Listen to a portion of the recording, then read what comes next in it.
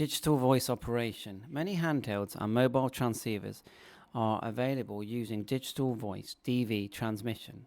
Nothing unusual about that. Mobile phones use the same technology. However, there are a few details that users and potential users need to appreciate from the start.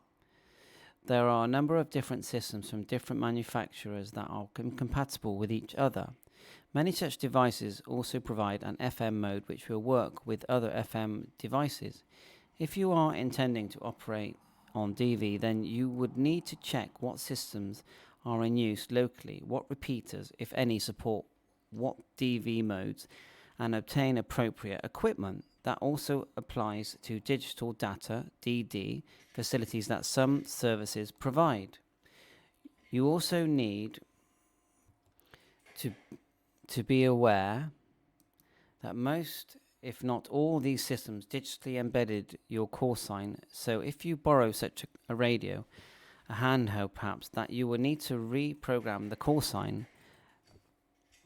Such a radio, a handheld, perhaps that you will need to reprogram the call sign. That is not always simple, but not doing so is a breach of the license which may be regarded as an offence. In use, especially on frequencies where both analog and digital modes are available in the band plan, you must take care to check the frequency is not already in use by another mode.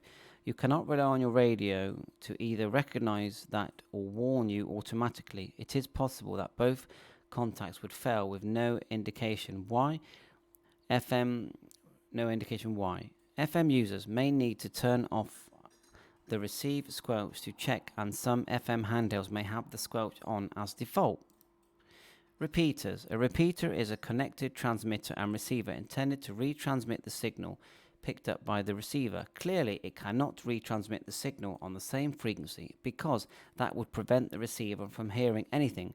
Take a look at the 144 MHz band plan shown in figure 9.1. The sub-band 144-990 MHz to 145-1935 MHz is shown as FM repeater inputs RV48 to RV63. The RV numbers are the channel numbers. They are centered on 14500 MHz RV48, 145.0125 MHz RV49, and so on in the 12.5 kHz steps. The band starts at 144.990 MHz to allow for bandwidth of the transmission. There are 16 channels in all.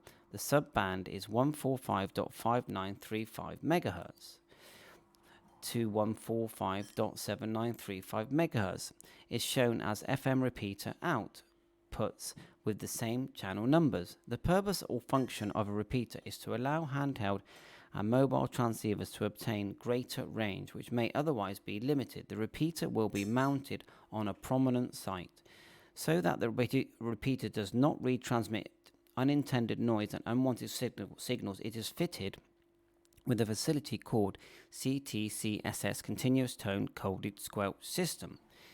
This uses a low frequency sub-audio tone between 70 and 250 Hz added to the user's transmission.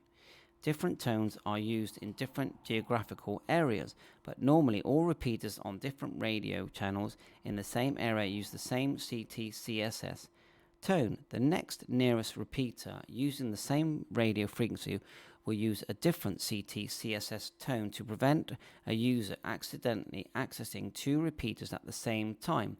These tones are fitted out in the receiver before the AF amplifier and headphones or speaker.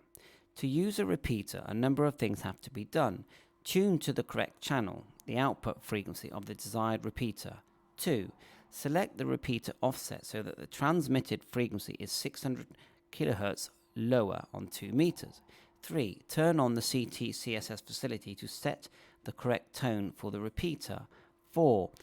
Push the PTT and call. It is customary when making a CQ call through the repeater to say something like M7ABC listening through rather than the normal CQ call. So everybody can use repeaters. You are not expected to hold long conversations. Many repeaters have a timeout facility which will typically add beeps to your outgoing audio from the repeater, probably after 3 or 5 minutes. When you realize that when you release the PTT, you will no longer be sending a carrier.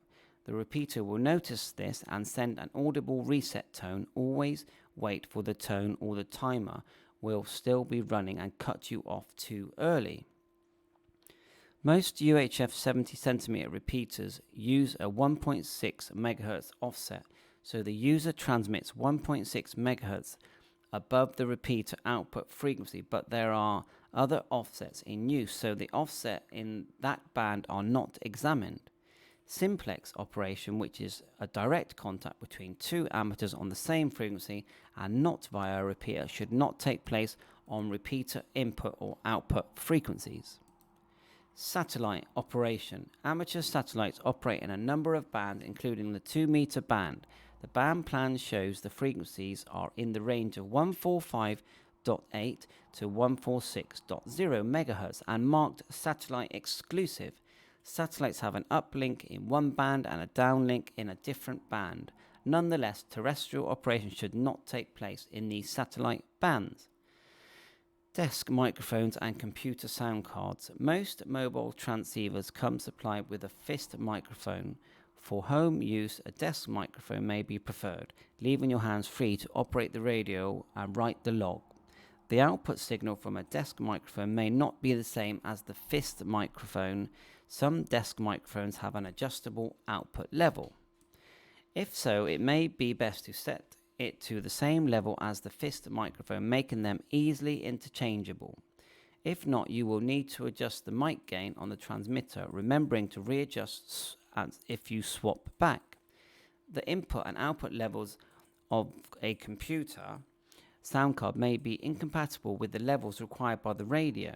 Some adjustments may be possible in software using supplied sound card applications, but resistor circuits may be needed to get the levels compatible with the radio. Care may also be required to avoid RF noise from the computer interfering with the radio receiver and RF getting from the transmitter into the computer. Sending excessively high audio levels into the microphone socket will cause distortion, unreadable signals, and importantly, overmodulation, which will interfere with other radio users. It must be avoided.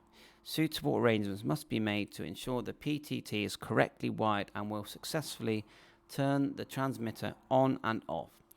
If it is not unknown for the transmitted RF to interfere with the transmitter's PTT, sensing and causing a permanent PTT.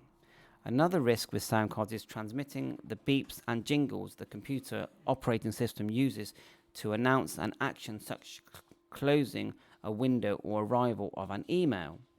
It may be possible to turn those sounds off in settings in the operating system, but this depends on which system you use. In some cases, it may be necessary to add a second sound card for connection to your radio. These are available as USB dongles and may be a useful solution. The phonetic alphabet. The phonetic alphabet is used when communication is difficult, perhaps because the signal is weak or when the conditions are noisy. The correct alphabet to use is shown in Table 9.3 and in Note B to the license. Please use it. It is not compulsory, but non-English speaking people will not recognize A for apple and may not have heard of a place called Zanzibar. They should understand the Alpha or the Zulu. However, experience does suggest that in some languages a different word with the same first letter is more easily understood. Many languages don't use our alphabet and your contact may have a limited understanding of English. Nonetheless, some spelling of the words use of codes can allow a brief but successful contact. Q codes are not examined, but ask your tutor. So here's a list of them here, the full alphabet.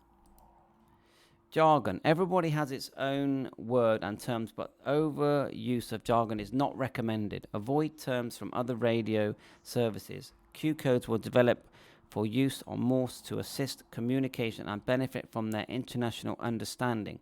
Occasionally, that will help on voice communication to non-English speakers, but you shouldn't assume everybody knows them or use them too much. Try to use simple English language so that newcomers and listeners understand you and get a favorable impression of amateur radio. Etiquette. It is important to remember that anyone may be listening, including shortwave listeners. Considering becomes considering becoming amateurs. Abuse and bad language are not part of amateur radio, and on-air transmission should always be polite and respectful. It is also worth remembering that radio has no boundaries, and your remarks may be heard in other countries with different cultures and beliefs.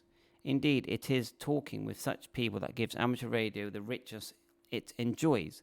Sadly, there are those who do seem to find entertainment in disrupting other people's conversations, playing music, and being generally abusive. This kind of behavior has no place in amateur radio. If you do overhear such material or feel it is directed at you, the important thing is to remember that you must not react or respond to it. That it often what the abuser wants you to do, so they can send even more abuse. Talking to an unlicensed station is a breach of your own license and could get you a bad name or reported to the authorities as well. Simply find another channel or frequency. If it is on a calling frequency or a repeater, wait a while and see if the problem has ceased. The abuser should not even know he has been heard. Advice on many aspects of operating ethics can be found on the RSGB website. It is worth reading.